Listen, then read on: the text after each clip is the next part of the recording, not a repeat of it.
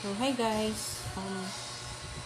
Last October 2, nagpa-check up ako and na-diagnose ako na may epithelial mass na 10 centimeter na sa matres ko.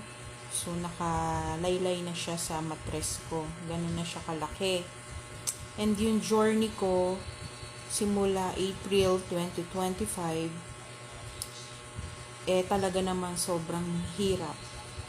Hindi na nawawala yung discharge ko plus yung pagbibleed ko to the max. Last August, 2 beses akong nilabasan ng malaking dugo na gabola ng tennis. So, natakot ako nung time na yon, doon na ako nagpa-check up.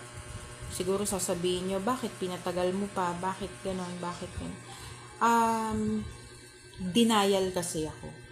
So, natakot ako, o siguro natakot din sa gastos, natakot sa magiging resulta. Kaya, last October, nagpa-check up ako, nagpa-transvaginal ako 2 beses.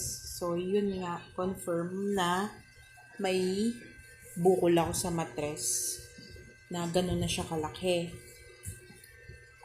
Tapos, right there and then sa ospital, dyan lang banda sa Quezon City, binayopsy na rin ako. And sobrang sakit that time na nararamdaman ko. Yung time na yon, hindi ka makasigaw, hindi ka makareklamo. Kasi nga, gusto mong malaman kung ano yung magiging resulta, kung ano yung sakit mo, di ba?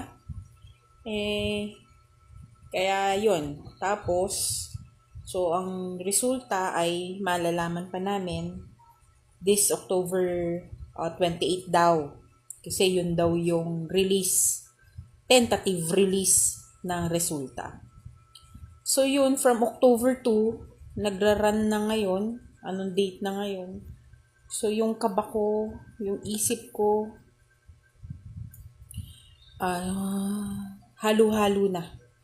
Halo-halo na. Wala akong, pag inaatake ako ng sakit, sobrang sakit, para kang nanganganak. Yun yung feeling na